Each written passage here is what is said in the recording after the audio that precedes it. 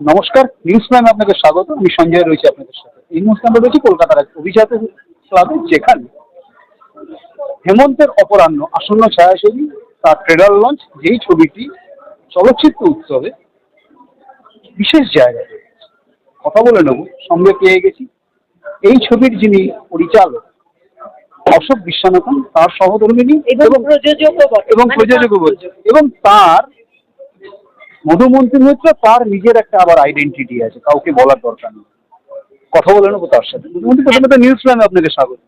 অনেক ধন্যবাদ। হেমন্তের অপরাহ্ন নতুন কি পেতে চলেছে দর্শক? আমার যেটা মনে হয় যে একটা চলচ্চিত্র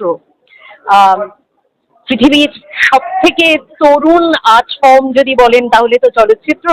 একটা আর্ট ফর্মের যে জিনিসটা খুব প্রয়োজন, সেখানে একটা ন্যারেটিভ থাকলো, একটা গল্প থাকলো, কিছু সম্পর্ক থাকলো, কিছু সমীকরণ থাকলো, সেটাই শেষ কথা নয়। সেখানে সমাজ এবং সময়ের প্রতিফলন থাকতে হবে। সেটাই কিন্তু হেমন্তের অপরাহ্নে আছে, এবং সেটা মানুষের কাছে যে কতটা গ্রহণযোগ্য। আসলে মানুষকে তো ঠিকঠাক নিউট্রিশাস খাদ্য দিতে হবে।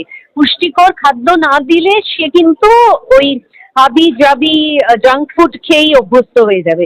তো আমার যেটা মনে হয়, আমি জানি এটা খুবই বিতর্কিত কথা আমি বলছি, যে আজকের দিনের বাংলা ছবি যেগুলো হিটও হচ্ছে, বড় বড় সোকল্ড নাম করা পরিচালকের ছবি, যাদের বছরে 12টা করে ছবি রিলিজ হয়, 12টা ছবি হয়তো হিট হয়, তো সেখানে কিন্তু আমরা ওই জাঙ্কের পরিমাণটাই বড্ড বেশি দেখতে পাচ্ছি।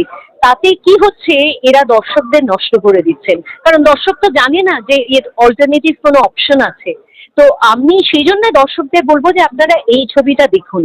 প্রকৃত অর্থে আন্তর্জাতিক ক্ষেত্রে চলচ্চিত্র যেমন হওয়া উচিত, যেভাবে দর্শককে একটা ছবির মধ্যে সামিল করা উচিত, এই ছবিটি ঠিক সেটাই করছে। এই ছবির যে মূল বিষয়, সেটা হচ্ছে বিষয় নির্বাচন, এবং আরেকটা বড় জিনিস যে তথাকথিত মাল্টি স্টারার ছবি নয়, কিন্তু যারা আপকামিং, এবং এমন একজন আছেন যিনি আদতে পেশাদার অভিনেতাই নন, কিন্তু তিনি মুখ্য চরিত্রে আছেন, সত্যপ্রিয় মুখোপাধ্যায়।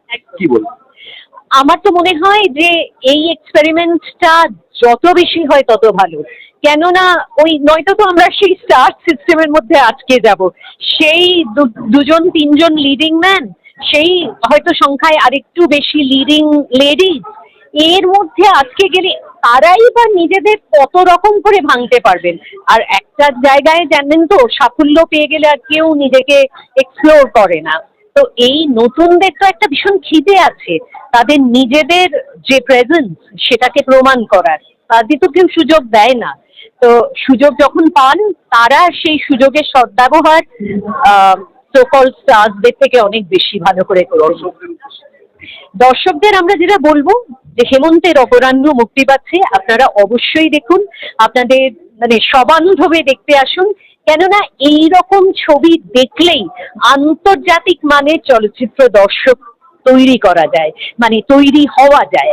সেই কারণেই আপনারা অবশ্যই দেখুন, এবং দেখলে আপনাদের ভালো লাগবে, এটা নিশ্চয়ই বলবো। অর্থাৎ যেমনটা উনি জানাচ্ছেন, চলচ্চিত্রের আন্তর্জাতিকতা যদি করতে হয় তাহলে হেমন্তের অপরাহ্ন দেখতে হবে। ভিডিও জার্নালিস্ট নীরার সাথে নিউজ প্রাইমের জন্য সঞ্জয় সাহা, কলকাতা।